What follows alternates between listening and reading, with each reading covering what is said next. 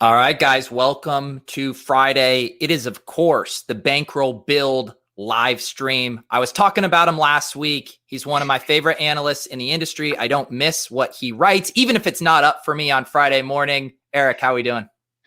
Not too bad. Well, I guess today could be better now with another COVID positive test. It's just been a shit show of a week.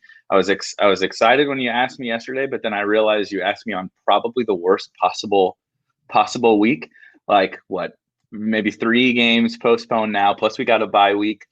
Like it's just kind of a disaster to come up with like tournament teams on this one. We're losing, it's quickly becoming a pretty short slate. So, last year when we did this show, we had the Galaxy Brain Traquan Smith bagel. So it can't get worse, I guess. But I think I got a few that we can really get crazy with. So I'm excited to talk about it. Yeah, it's definitely a bummer when we lose these games and they get, shifted all around. And now it seems like this Jets Cardinals game is completely up in the air. So yeah, I will say though, part of what makes DFS fun is these puzzle pieces. And obviously we want as many pieces to play with as possible, but it's like we just get a new puzzle every time these changes happen. And now we have to solve for this new puzzle. Yeah, that's definitely true. And I mean, that's really like my favorite part of DFS. The football analysis and all that is great. I do like to do a little bit of that. I just like football. But I mean, it was perfect timing. Bales, I'm sure everybody listening to this knows who Bales is, came out, with his newsletter this week and talked about a lot of this kind of stuff. You're playing a game. DFS is a game against other people. And I think a lot of the times, even I forget it, you get so ingrained in, studying the plays and all that kind of stuff that you forget, like, the players on the football field don't care, about DFS. They're not thinking, they're not like, oh, I'm projected for 18 points. I got to go get 18 points. Like it's just not how it works. You're playing this game against other players. So I think this is a really good week for that kind of concept, because with these games getting pushed back, some of these games getting pushed back, postponed, whatever, it's really, really, really limiting down the player pool and some really pretty obvious plays, a couple really obvious games. So, but that makes for fun tournament weeks, I think. Well, it could be fun. Depends. Yeah. Is it fun Sunday afternoon if we're celebrating like you have been all year, or if you're celebrating like me, drowning my sorrows?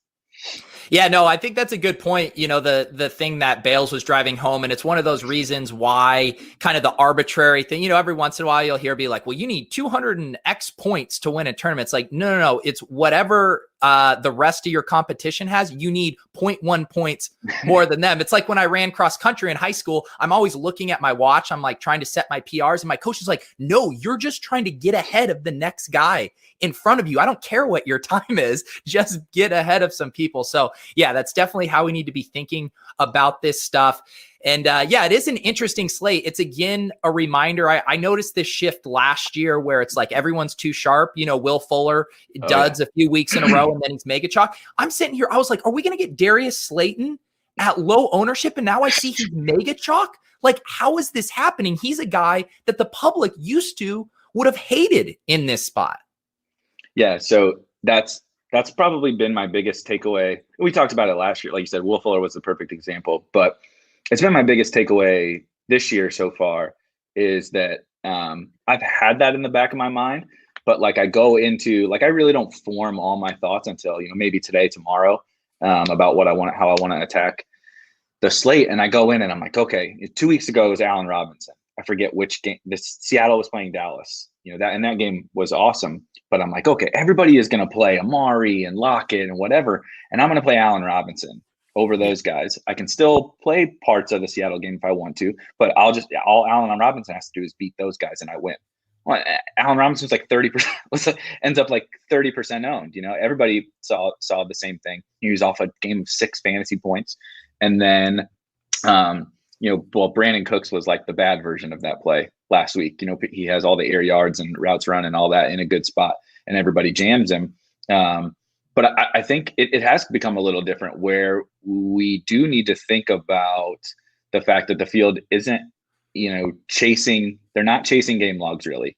It happens a little, but nowhere near to the extent of 3-4 years ago. And everybody is aware, these buy low guys. Like, you're not actually really buying low in DFS. No. Maybe in season long, you end up buying high. So there ends up being more of an advantage. It's so ass backwards now. There ends up being more of an advantage to seeing if this really is like a trend of this guy, not really being what we thought he was. It's not a buy low. So it's totally been a whirlwind change for me, because that was something that I was able to take advantage of, that I'm like galaxy braining myself into DJ Moore last week, and maybe DJ Moore again this week. Everybody was buying low on DJ Moore, and maybe we don't want to buy low on DJ Moore. So let's use Slayton as an example of, like, is this because is he more Cooks, or is he more A-Rob? To me, I'm terrified of playing him at this ownership. Right now, he's at 22% ownership. And again, he checks all those boxes. This is why he's owned. He's in the air yards by low model. It's a paced up game. Cowboys give it up to every single wide receiver. But Darius Slayton profiles as a boom bust guy. Is his risk baked into this ownership percentage? See, that's where I don't think that it is. I think that, everything that you said makes him a good play in a vacuum. But I think that when I start to, I talk about this with Chop, I think it's even more so apparent on like showdown and short slates. And that's what Chop and I talk about on Mondays. But when I start to have any sort of doubt about these kind of really popular plays, it's when I really want to start to go the opposite of the way the field does. So if this was 3 years ago and the whole field, everybody had doubt about Slayton's, bad game logs and roll or whatever, then okay, yeah, I'm in, because he can catch 2 long touchdowns and smash the slate. But when everybody starts to go the opposite direction, and they're not at all concerned about the fact that the Giants' offense is dreadful, Daniel Jones is not very good. Like, Slayton is a fine player, but no one's mistaking him for Odell Beckham, right?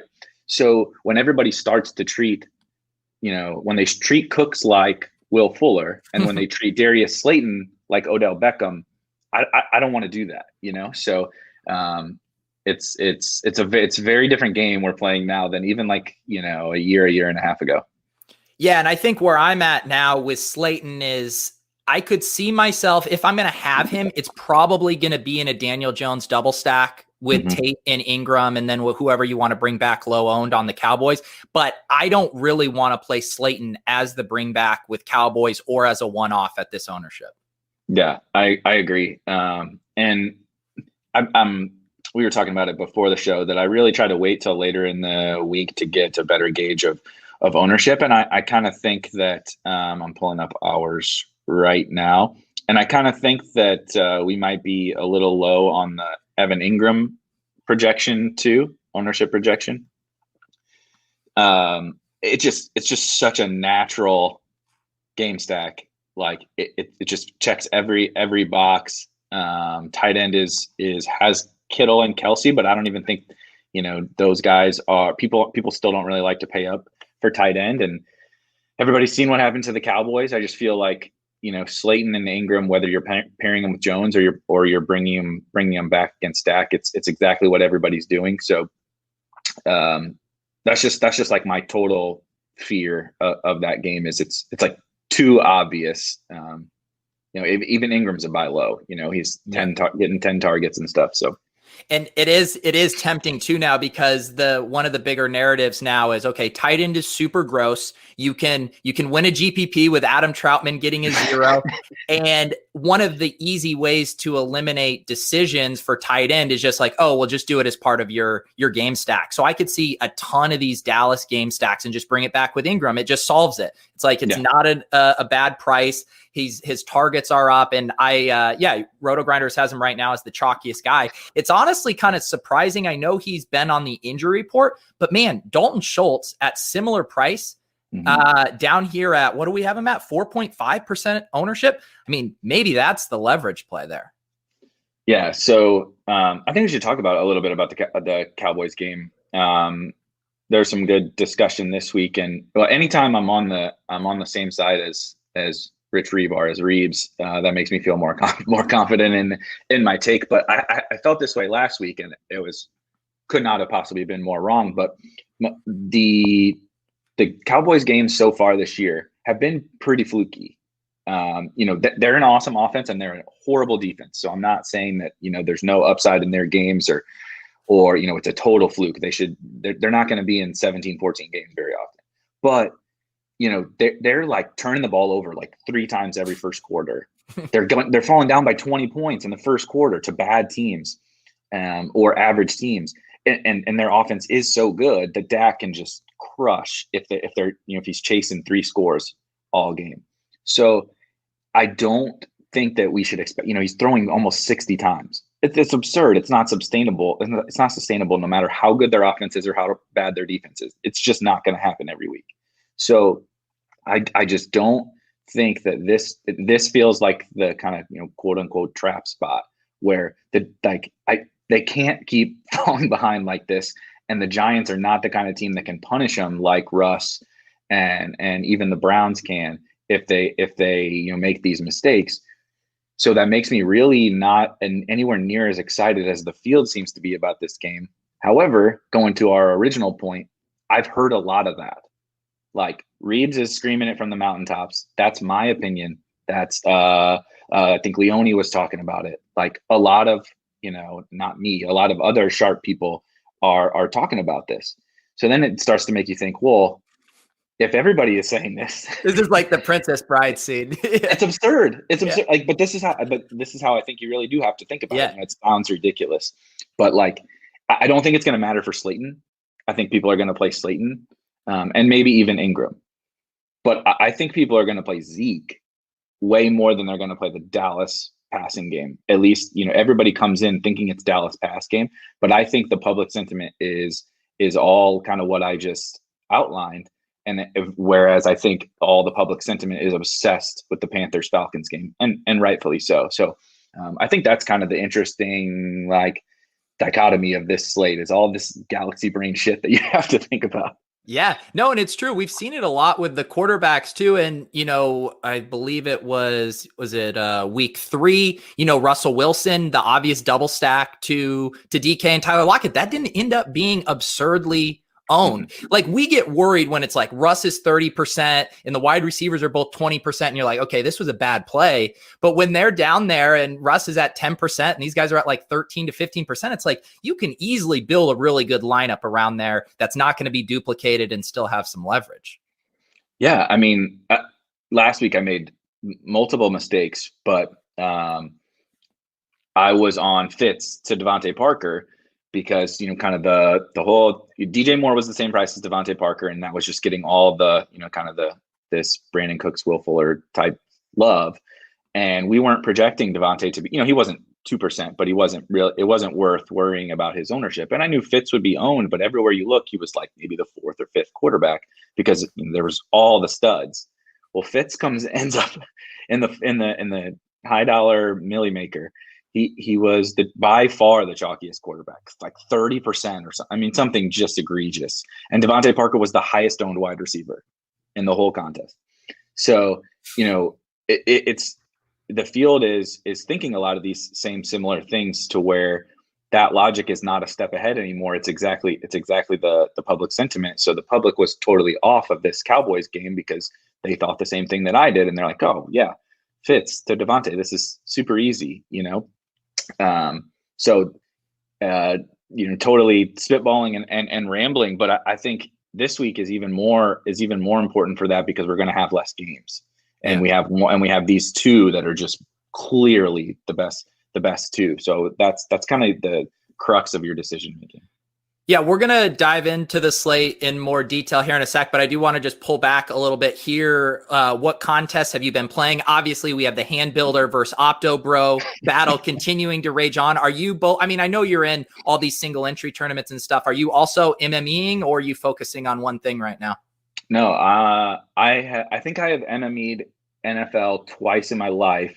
And once I literally airballed a 0. 0 for 150, and then the other time it lost. It was whatever. I never had a sweat. I lost. Yeah. And I'm just quite frankly not good at it. Like it's not my thing. I'm not very good at managing exposures. I get way too excited about my favorite plays, so I'm like the all in or bust guy. And I've just always had way more success in my personal belief. Unless you're really good at MMEing, there's a lot of people that are, people that work here, people elsewhere. Unless you're really good at it, I think it's by far the most advantageous thing to do to get into the smallest fields that you can. It's not quite as sexy, I guess, if your bankroll isn't that. But I also believe that that's the quickest way to build your bankroll. That's how I built my bankroll. I didn't start out 3 years ago or 4 years ago or whatever playing in the luxury box, but I started out grinding $50, $100, as small field as I could, and you string together a couple of good wins, and then you get lucky once. My first one was baseball. Got lucky once, and now I have a little bit of a bankroll. And I think you talked about it this week. Like, I believe in like shot taking. You kind of, that's how you can really get lucky in this is have a couple of decent wins and then take a shot and hopefully get lucky. Most people may not believe in that in terms of bankroll management, but that's kind of what I believe. In the smaller fields help you do that. So that's my focus. Yeah, and I've been getting teased. I've been doing the line movement show with Hulk. Yeah, you're a nit. I'm getting the nit because we're playing the Thunderdome this week, so I got overruled on bankroll management. But here's what I'll say: you have a much larger sample size of knowing that you're a positive EV player. I don't. I literally was a lifelong losing DFS player up until a few weeks ago. So I want to continue to play at my same volume and actually see, hey, do I have an edge? Am I slightly better than the field here, or was this just fluky? And so that's why I'm not quite in the shot taking thing, and I'm able to just play my same volume. And I have upped it a little bit. I'm now playing in both the spies. I'm playing a decent amount on the showdown slate. So I just think I know what the lows are. So I'm just keeping it in check for now. But we got to keep riding the heater here. So how many lineups are you hand building for these single entry and 3 max contests? Changes a little bit week to week, anywhere from 1 to 5. Okay. And how do you, because one thing too that we've been talking about for these lineups, we made 3 for the juke last week and then 1 for the game changer, which we won. And we're always trying to, debate which one's going into which. Are you just clackety clack, or are you kind of saying like, oh, this one might be chalkier, I want to put this in the smaller? How do you feel about that? So that's probably my biggest struggle, like out of any DFS thing. So if it were like totally maybe being optimal, I would do more of what you guys do. But I'm too messed up in the head to be able to play something. So like I also play like higher dollar qualifiers, right? So like the $1,000 live final qualifier, you can only enter it twice. So if I make more teams, like I can stomach losing. I can't stomach not like playing everything in all the different contests. Because if I play, if you play your best team and it's your lowest volume, like that's tilt to me. Like running bad on the NFL slate is whatever, but like doing it to myself, like drives me absolutely nuts. So I do usually focus on 2, maybe 3 teams, just because I don't like to, have certain teams that aren't in some of these contests, and I'm just relying on like, kind of getting lucky as opposed to having the same equity in all my teams.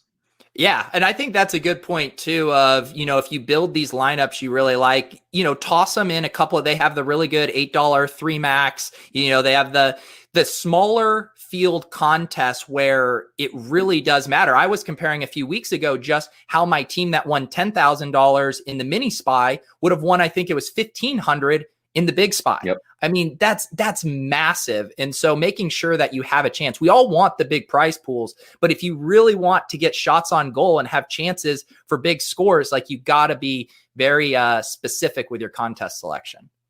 I don't think people even realize how drastic it is either. They just see the top prizes and they see, oh, I had a good week. What could have been if I was, if I had your bankroll, if I was playing those contests.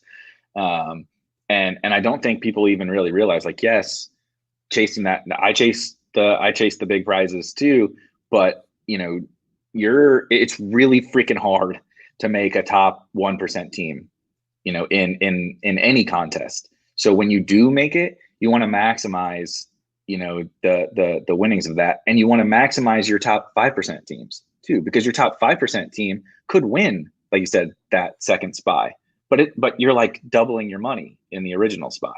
And those things over the long haul, like, are huge bankroll boosters. At least they have been for me.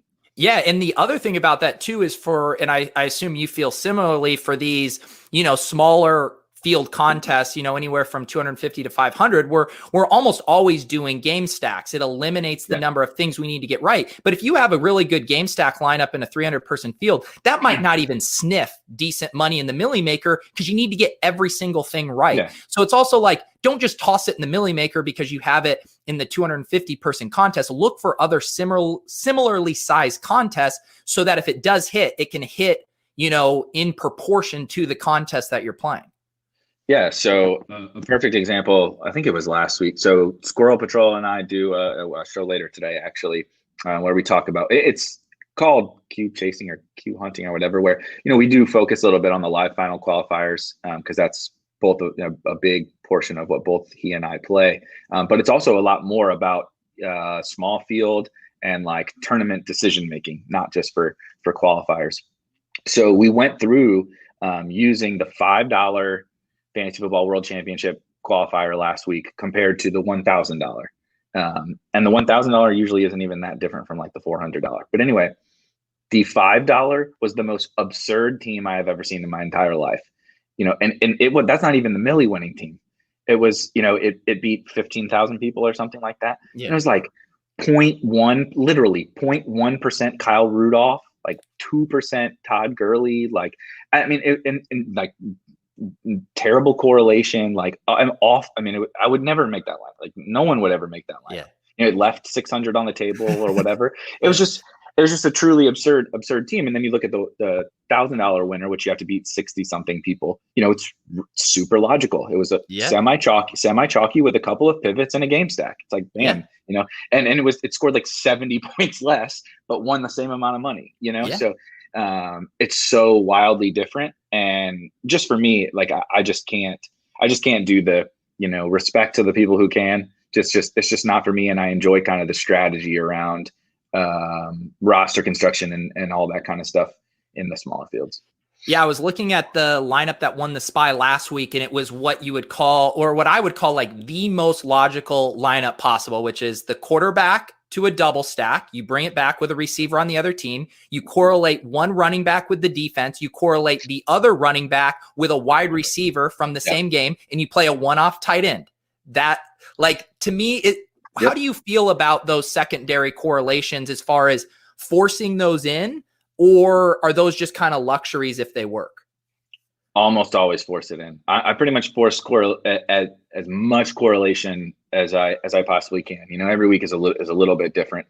Like we were talking about Allen Robinson, the terrible game that Allen Robinson played. That's probably why I jammed him in 2 weeks ago, was because I played him on his 6-point game. But like that week, it was just a shot I was taking on Allen Robinson at low ownership. I didn't force bringbacks, but that's pretty rare. I actually think it's not necessarily more important than like your team stacks or game stacks, but it's right there because people don't do it, and I don't think people think about those other correlations as much because of what you said. Like, you're really in a tournament trying to minimize the amount of things you have to get right. You're creating a parlay, right?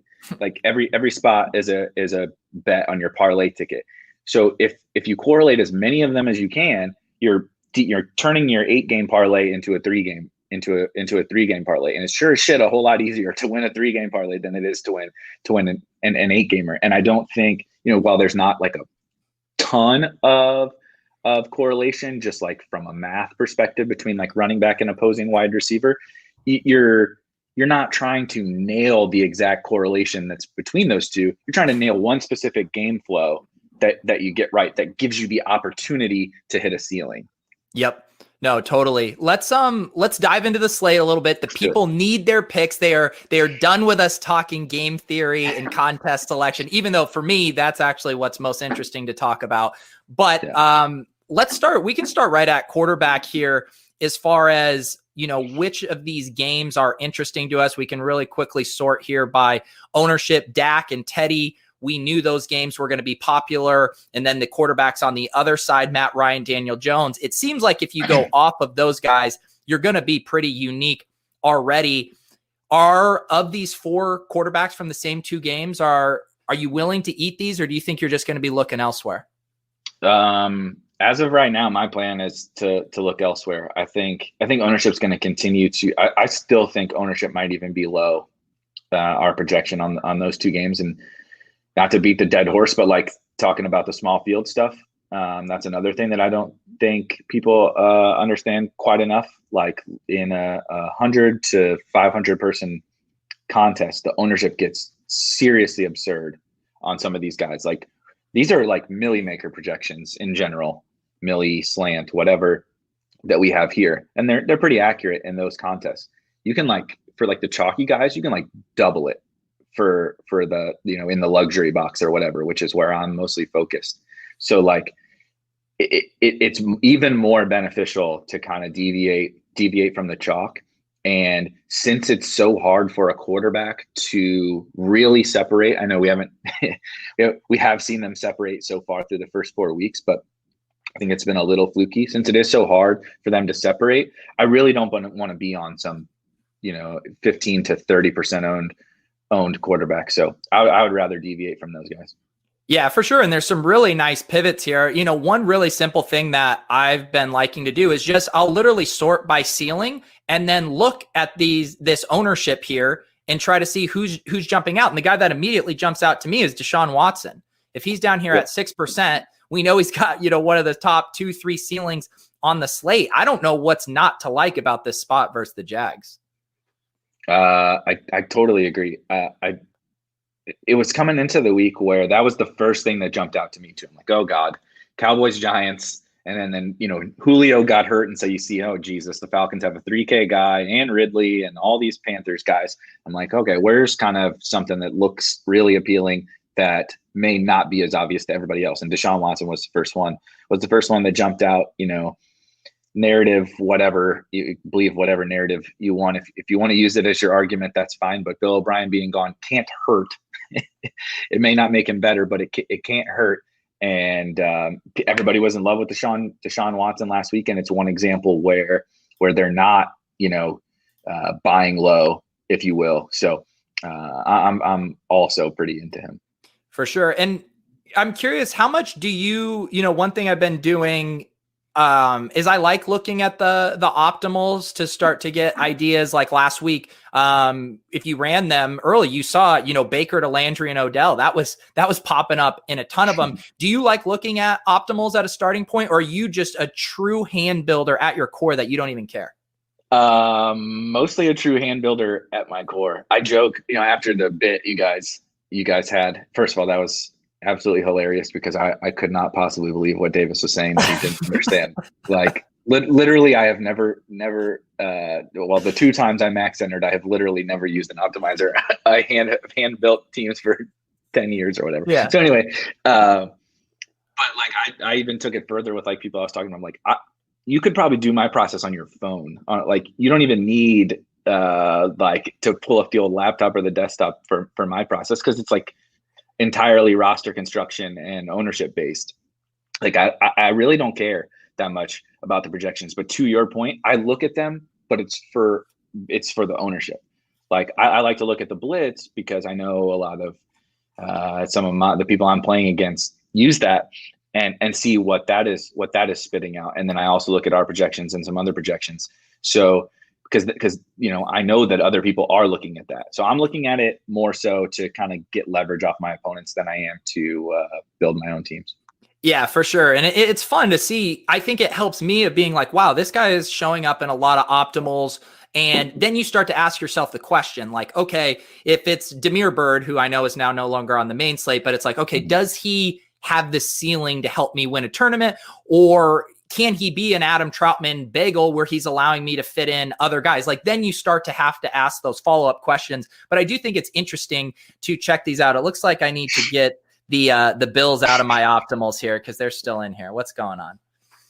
Yeah, I imagine that Olamide Zaccheaus will take the place of Khalif Raymond there. I can't. He's got to be the guy that. Again, I don't know what our ownership has on him right now. Yeah, as you look it up, I will say there was just a tweet I saw a few minutes ago that Julio is kind of moving around at practice. So oh God, I have no idea how that's going to shake out. Pardon my French. This fucking guy is an absolute disaster. Like I actually had. I'm pretty bad at Showdown, which is I guess terrible to admit, but I'm not the world's greatest Showdown player. I actually had an awesome like Showdown team and 2-game slate team the other night. Aaron Rodgers, Chop was touting Jamal Williams, so I got on board with that. Like just smashing that game and fading Ridley, and just need Julio to not die, and of course he gets hurt. Yeah. So even just pulling this up right here, like I can start to go through and ask some questions, start to think about this slate. We know the optimizer doesn't know some things. The optimizer doesn't know Raheem Mostert is playing or trending toward playing right now. Jerick McKinnon might not be this smash at 5,800. It doesn't necessarily know that Zeke's going to be this popular and he's losing his offensive linemen. But then I see things like, oh, wow, 3 Giants are showing up here. I have no stack rules imposed on this, and then we can do what Eric was saying and go look at this ownership. All right, everyone's going to play Ingram and Slayton. Hey, Tate could shape up as like one of those really good one-off leverage plays. As I scroll through these optimals, anything else along those lines look interesting to you? I mean, the Panthers, definitely the Panthers, which makes sense. To your point on the Julio thing, that's honestly, I had just been assuming that he was out, and I hadn't, caught any news of him this morning. So my expectation pretty much all week has been that Zaccheaus would just be crazy chalk, which made that stack just so blatantly obvious, like as an easy build, kind of like what we were talking about with the Cowboys. So kind of similar trend where those 2 games you just keep seeing them jammed into these optimals, which makes you think like, okay, yeah, we're projecting relatively high ownership on most of them. But as we start to remove more and more games because of COVID, as more and more people start, reading content or listening to shows or whatever, like everybody's going to see this same thing, and nobody feels comfortable clicking these other games because we have even less games to choose from. Yeah. I am really interested in the Panthers because it does seem like you'll eat a little bit of chalk with Robbie, but if DJ's down here at 13%, I can live with that. And then, like you said, if Olamide is locked in as being this kind of his ownership goes up, it's going to be polarized based on whatever happens with Julio. It almost makes me like Ridley as the bring back. He's been so solid. He's more expensive. We know he's going to play regardless of what shakes out with Julio and Olamide. So that stack right there is pretty interesting to me. I almost feel like, next level theorizing this, that I would like for Julio to play and then still play Ridley as a bring back. I actually think it would make that game a lot more playable in tournaments if Julio does play, because then you have this super expensive Ridley that nobody's going to play. And you can, like you said, DJ Moore, I think his ownership will be like, I'm not worried about his ownership in tournaments. I am worried about Robbie's ownership in tournaments, and definitely worried about Mike Davis. But game stacking the pass game there, even though Teddy will be a little bit popular, can still get you some leverage. And I wouldn't be too worried about the overall ownership of the line. Yeah, and the nice thing like that is if you don't play Mike Davis, you double stack those guys. You eat a little Robbie chalk, but their offense has been so concentrated through those guys, and everyone now is like, oh, Robbie Anderson's the 1A or whatever. But it's a 1A, 1B, and it's concentrated through these guys. So you play both of them. We just eliminated our decision making and get some leverage on the Davis chalk and a unique bring back with Ridley. So we're going to build a lineup here in a second, but that's definitely interesting to me. We haven't talked much about tight end other than mentioning it's Gross and Evan Ingram here. Not a lot of guys popping up in the optimals outside of Darren Waller. Let's talk about Richard Rodgers. I know. Let's talk about that Chiefs KC or Raiders game. Are you into that at all? Yeah, so I really started to dig in more last night. And like I said, my original kind of early week thought was like the Texans game. But I still kind of and I still definitely like that game. And I think it sets up for a pretty nice stack because of what you have on both sides with like Fuller and Chark and Chenault and whatever. You can torture yourself with Cooks again, I guess. And so that game is fine. I still think those teams are both probably pretty brain dead, and I'm not super excited to jam them into my teams. But the Chiefs game was the one last night. I'm just like, okay, it feels uncomfortable. The sentiment is basically that the Chiefs are just going to roll, right? Everybody likes CEH, rightfully so. But like they just played, four games, and one time they were winning all of them except the Chargers game. They didn't like ride CEH except once against the Texans, and the Texans are total dust. So like, who's to say that Mahomes doesn't throw for 305 here? Yeah. And like everybody has conceded that the Chiefs are going to just go hang 35 or 40 every single week. And we don't have anywhere to really spend our money, I guess, Zeke. Like, so why is no one interested? Like, just because we haven't seen, I guess, and we did see a ceiling game. Shit, against the Ravens, he scored 40 something fantasy points, and they were winning the whole game. Yeah. It's just one of those where I understand it's not like as clear cut of a stack because he'll throw it to Hardman, he'll throw it to Kelsey, he'll throw it to Tyreek, and people want to do the CEH buy low thing, which I understand. But it's kind of where I want to be. Like, if everybody just thinks they're just going to ride CEH, like if they go hang 50 on the Raiders, which they can, the Raiders are like second to last in defense DVOA. Just they can't stop anybody. So the best offense in the league, like going totally unowned on a slate that there's really not that many good plays, doesn't make a lot of sense to me in tournaments. And we know why can't Tyreek can go catch 280-yard touchdowns in the first half? Yeah. Like it's a spot that's just growing on me the more and more I think about it. Yeah. In previous years, it's been generally cost prohibitive to do the Mahomes, Kelsey, Hill double stack, Mm-hmm. but at 64 and 6,900, that's not absurd. We can make that work. Yeah. And you can also play Waller at tight end if you would prefer. I definitely like Kelsey a lot too, but if you're looking for a bring back, they do have a couple options. The Raiders actually do, but Waller could be the highest scoring tight end very, very easily if that game goes like you need it to for your stack, where the Chiefs just score at will. How do you think about a bring back as far as it being a running back on the team that's projected to lose? Because last week I found myself in this situation. I had a Russ double stack where I brought it back with Gaskin, thinking he has a high floor with his pass catching and could maybe thrive in either game script. So Jacobs being the example here. How do you feel about that? So I've thought a lot about that, because I think it makes logical sense that you have the pass catcher. You're like, oh, I can just pile up like 6 or 7 catches as they're trying to come back.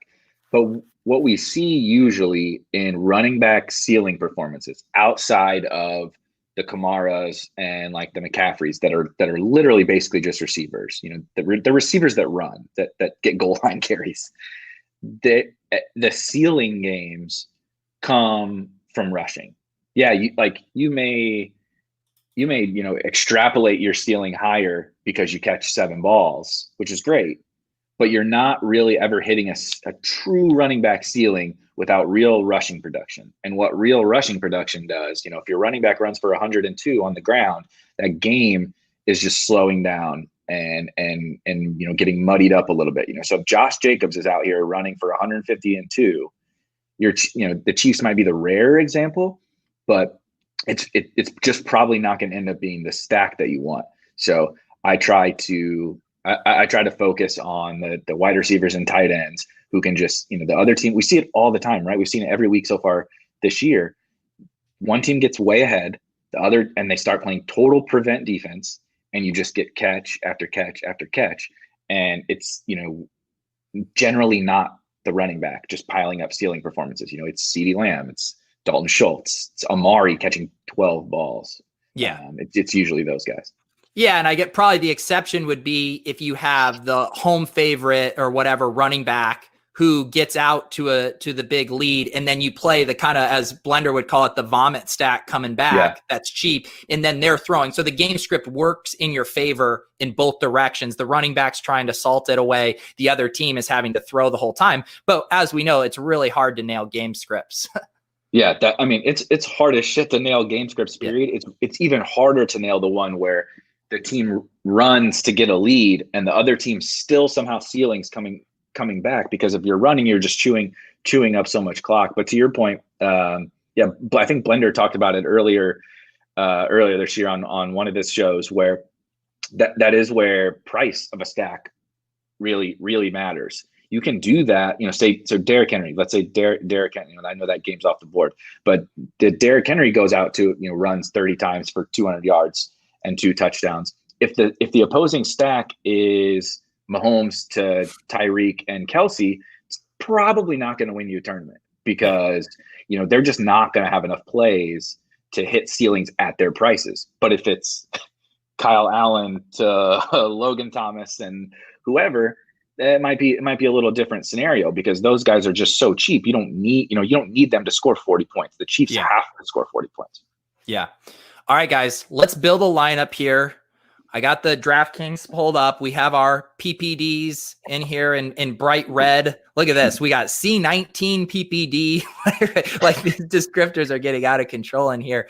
I always get asked this question. I literally get like 1 or 2 DMs a week about this. This is the RotoGrinders Chrome extension that overlays in ownership percentage. You can toggle it to other stuff. It gives you the team totals. If you're in the lobby, you can see the rake, the overlay, where the money is going in a specific contest. It's very helpful looking at this thing we've been talking about, as far as, I actually don't think it shows up in this view, but if you go back to the other one, it allows you to kind of know exactly what kind of contest you're going in. You can see as the buy-in goes up, how the rate goes down. It's just a nice thing to stay familiar with here. But anyways, Eric, I'm going to give you the honors. You can kick it off with a player you love, a stack, whichever direction you want to take this lineup.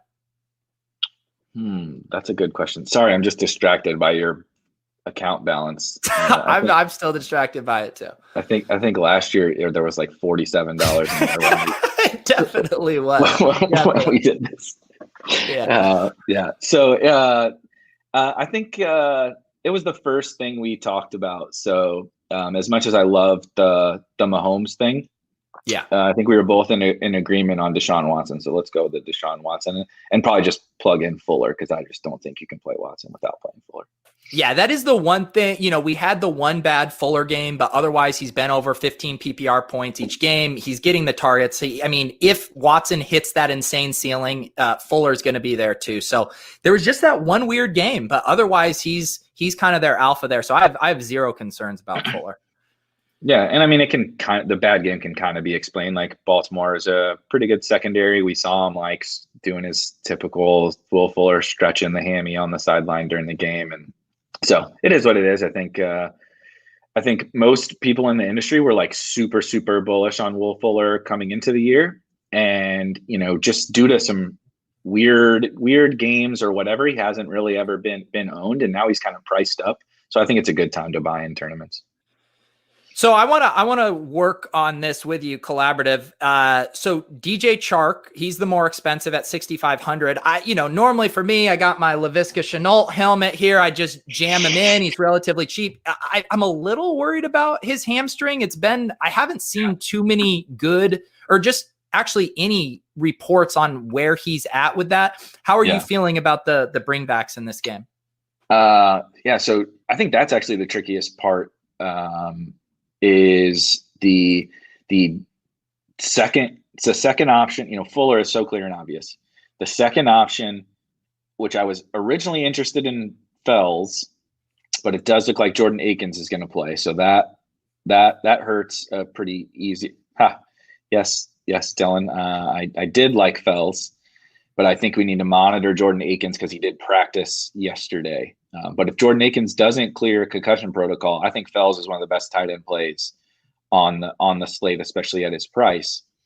But you start to get into this roster construction thing where, okay, if I play, I want to double stack Deshaun, Yeah. and if I can't use Fells, Cooks feels real gross, but it might be just a necessary evil, that you have to play Cooks.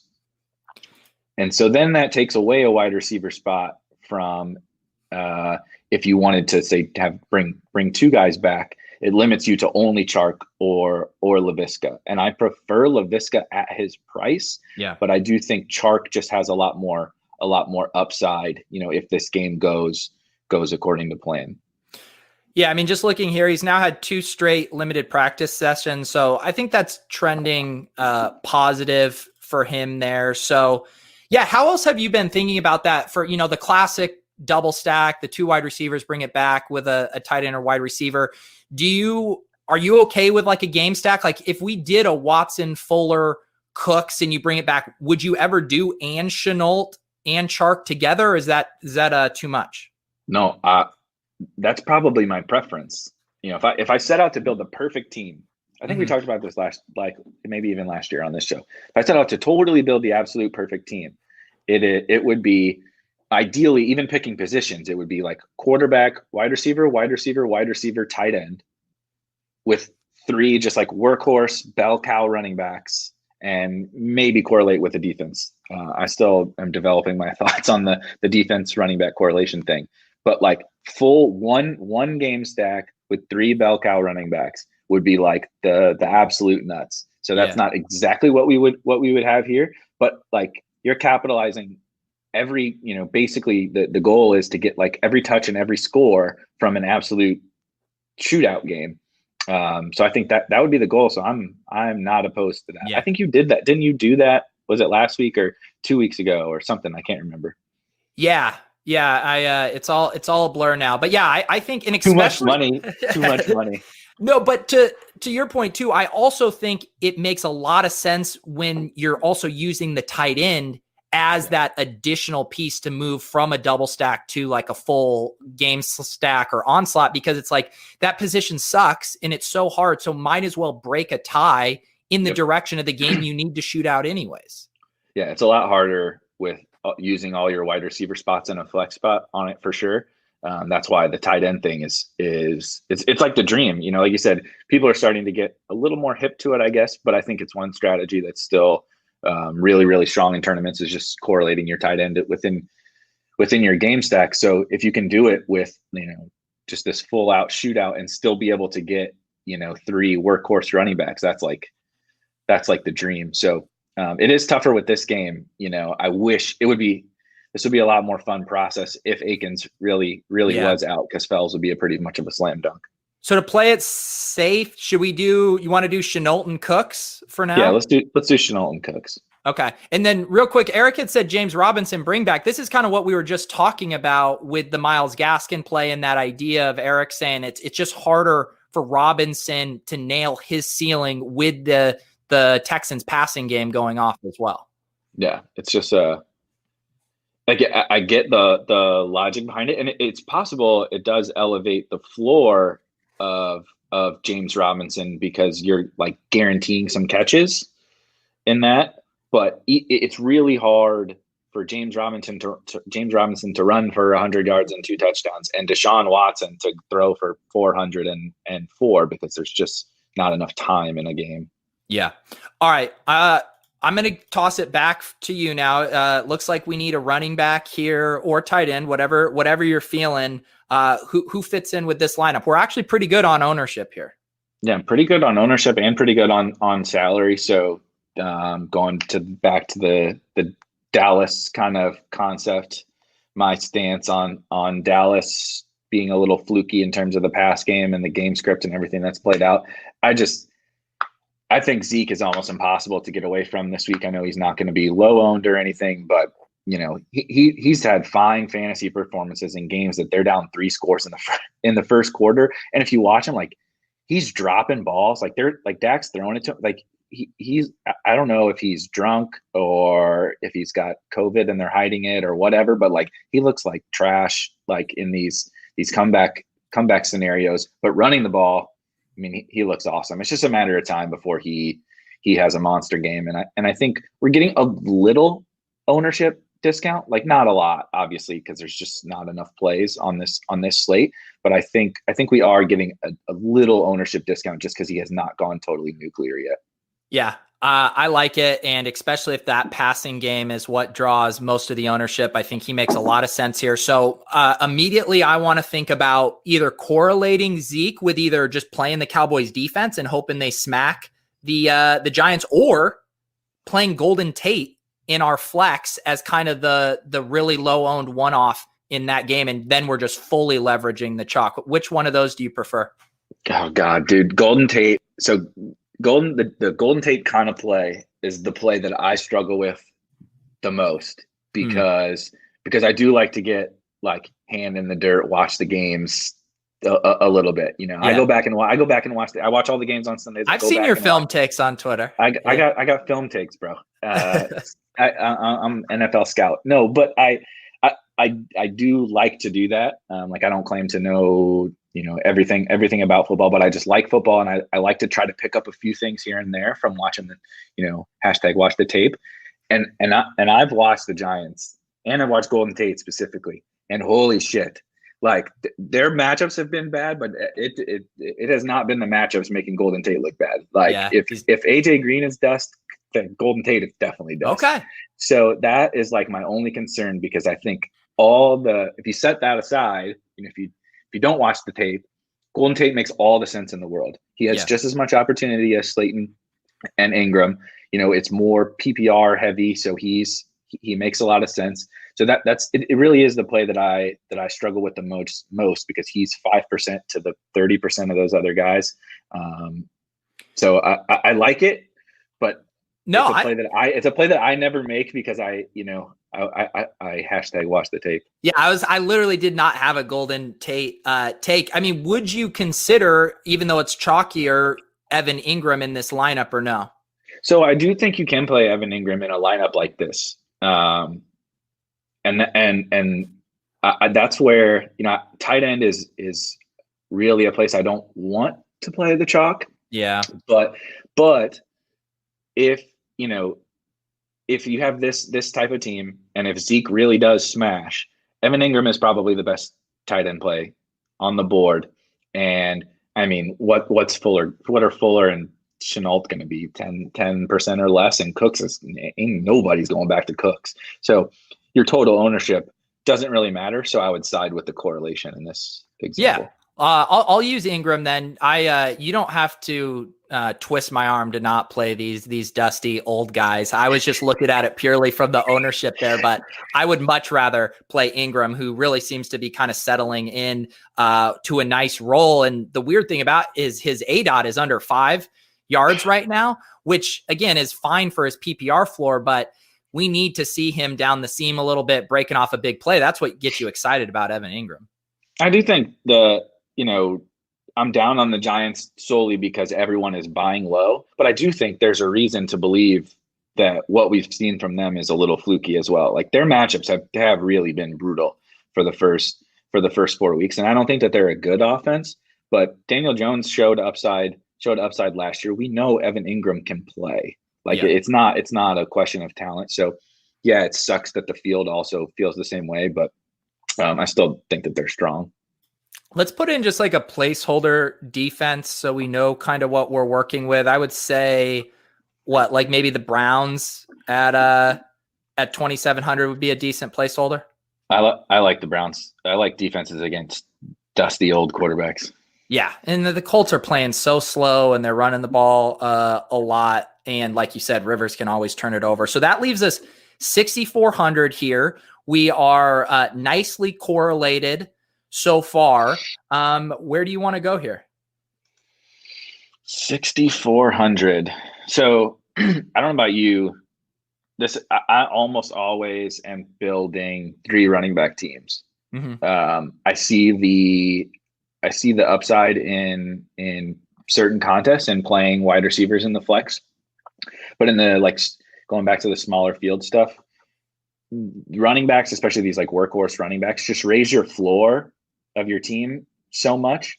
And because you don't need to hit the stone nuts, I do care a little bit about that floor. And it's not like the running backs have really much of a lower, if at all, ceiling than the wide receivers. So this is where I start to just like look at 2v2s of running backs. And let's see here. I was just heading over to look at our running backs, doing our little sort by ceiling and comparing it to ownership here to see if anyone really stood out. Joe Mixon again. No one wants to play him against the Ravens. All these running back. James Conner is pretty interesting, I would say, against the Eagles at 6% ownership. Miles Sanders in that same game. Probably are not going to play Jonathan Taylor against our running back here. So so Connor is an interesting one because, again, hand in the dirt. I hate playing running backs against the Eagles because they really do play good run defense. But Connor's like one of the very few workhorses that we even have left available to us, and no one keeps. I know they missed the one game because the Titans are idiots, but the Steelers running back role is just has always just been like team jam him in, right? Like Le'Veon Bell was the king of jam him in, and then Connor was too. And now I feel like people have kind of strayed away from there. So I don't love the matchup by any means, but I do think he's at least interesting for tournaments as a pivot off of like the CEHs and Kareem Hunt and Mike Davis. Yeah, to me, James Conner just has that kind of, again, I know this will sound hyperbolic, but the Aaron Jones, Joe Mixon type feel of the guy who is going to get the touches and the workload. The matchup isn't that imposing, and for whatever reason, he's getting lost in the shuffle. So I kind of like the James Conner call. Yeah, I still am struggling with running back, honestly, because there are not very many good. Honestly, not that many good plays, and the ones that are there's four, right? There's four that literally everybody is playing. So I don't think we have in this type of a lineup, you don't have to get too crazy because we're playing three pretty unowned wide receivers and a low-owned quarterback. So from a correlation standpoint, if you did there's not on the Eagles, there isn't really an attractive pass catcher to correlate it with. Whereas if we did play, say, Miles Sanders, then all of a sudden like Juju and Deontay Johnson are very interesting. Yeah, definitely. And I think that another guy, sorry, I'm trying to look at our money remaining here. The one guy that I got to bring up because I couldn't come on this show without talking about somebody that's at least like pretty off the board, but I feel like it's at least on brand. I'm not playing somebody just super shitty, but that I really, really do like this week is Antonio Gibson. Okay. I think he's a spot I'm looking to get different at running back this week where there's not a lot of spots to get different. And it's just, we know he's good. The Rams run defense is not anything that I'm afraid of, but people are just afraid that Washington's gonna suck and get crushed by the Rams, which maybe they do.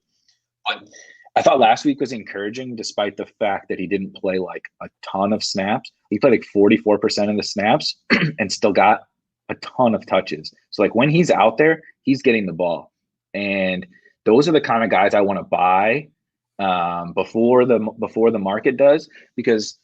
Like Leone and Pat, I think, did the thing for tight ends, like talking about targets per route run. But it's the same thing for all positions, that being out there all the time and not getting targeted or not getting the ball is not really that valuable. But these guys who are maybe not out there a ton, Aaron Jones, that you just brought up, is a great example. Yeah, Aaron Jones is only out there 60% of the time, but when he's out there, he's getting the ball. Yeah. And so that's really valuable in and of itself. But then if his role grows, like what if he is this team's CMC? They've already talked about they want to expand his role. He's getting 18 touches, 18 carries and targets in like 30 snaps. So what happens when he plays 65 snaps? What if JD McKissic gets hurt? Like there's just a lot of paths. Like he has a floor. Like, look what we've seen, his floor, since week one, he's double-digit floor. And he just has a lot of paths to upside that people aren't factoring in yet because we haven't seen him play like that full complement. And I would rather be early than late. Yeah, and what's kind of unusual to me about Gibson is I would have thought he would be losing more work to Barber and then fully take over the pass game role. It's Right. actually McKissick who's Yeah. really the thorn in his side, and he's almost fully surpassed Barber. Even at the goal line, they're giving Gibson a lot of work. So once that switch is flipped, and even with McKissick, he's still getting 5 targets, 3 targets. So I love that call. It also frees us up to really do whatever we want in that flex. We could play a guy like Ridley as a ceiling wide receiver one-off, or like you said, if you prefer these running backs, we have lots of options here. Connor, Edwards, Hilaire, if we want to just eat a little more chalk, I think we definitely can at this point.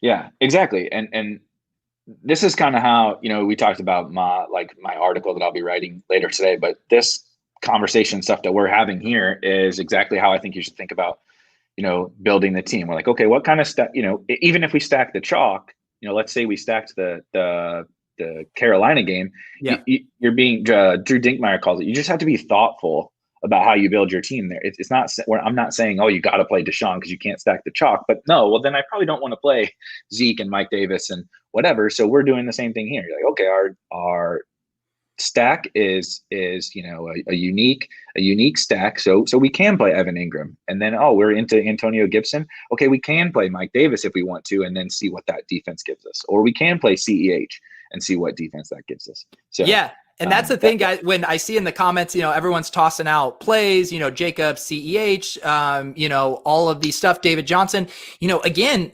Blender really drove this home last week too. You can play. If you were just like, I want to play CEH this week, you can play him. It's then being thoughtful around it. And so basically how Eric and I are navigating these is like, oh, okay, we just played Gibson. That really kind of frees us up now to do whatever we want. But say we played Mike Davis there. We're not just going to jam in another CEH type play and have mega chalk at all 3 running backs. So we're adjusting each decision we make is impacting the rest of the further decisions.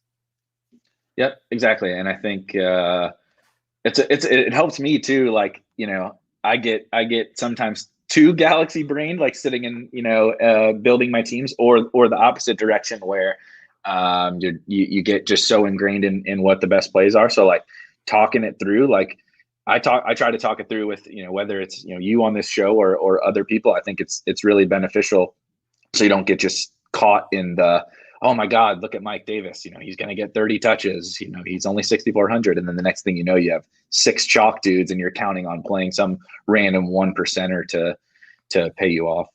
Yeah, so I think we'll actually leave this as a choose your own adventure for how you do it, because we could correlate Gibson and play Cooper Kupp and upgrade at defense. We could definitely do that. We could just eat some more chalk with Clyde Edwards-Helaire, I think would be justifiable. I like Ridley as a one-off ceiling play in that game. There's lots of different routes I think you could finish this lineup.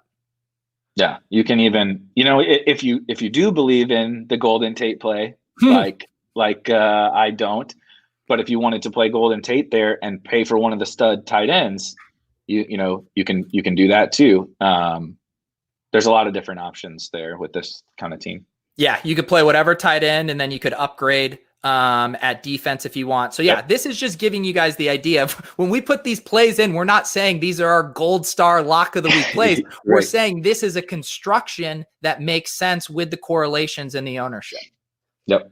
All right. I love this stuff. Hopefully you guys enjoy it too. Like I mentioned last week, Eric is one of the few guys I make sure not to miss what he's saying and thinking about the slate. You said your article will be up later this afternoon? Yeah, I tried. So I do a show with, like I was saying earlier, with Squirrel Patrol, where we kind of do a lot of similar things that you and I just did, just kind of talking through tournament decision making and mostly like strategic type discussions, not, kind of Blender-esque, play whoever you want, but here's how you should be thinking about this slate. And then I do an article where I'm, again, kind of doing a similar thing in case you hadn't figured out the shit that I care about. It's this strategic stuff, but I'm kind of breaking down the slate, like starting from scratch. Here's where, like, all right, let's look at this slate and let's look at all the games on the slate, like macro sense, right? And that's what you and I kind of did. Okay, Cowboys game sticks out, Falcons game sticks out. Then I start to look at positional and pricing, and then you start to look at kind of leverage and how to construct a team based on on ownership and all that. So I kind of just walk through how I'm building my higher stakes tournament team that week. So that comes out usually Friday afternoons. But I was telling you, I'm it's a pain in the ass to try to do it because we just don't know anything about injuries right now. Like we were talking about, Laviska's limited. I don't know if that means he's guaranteed to play or he's not going, or he doesn't even have a chance to play. We just don't know. We just don't know anything. So I'm trying to delay as much as I can to get as much information as possible. Yeah, you got to think of it as a rough draft right now. I have a tab. I think of some of my stacks, some of my secondary correlations, but I try not like I will forget this lineup when we are done because I want to come back on Sunday with a really fresh set of eyes. But it is good to have the ideas flowing. So thank you again to Eric for joining us. Thank you to RotoGrinders for having us. I'm Peter Overzet. This is the Bankroll Challenge. We will be back on Monday morning with a review of how we did. We'll see you guys next time.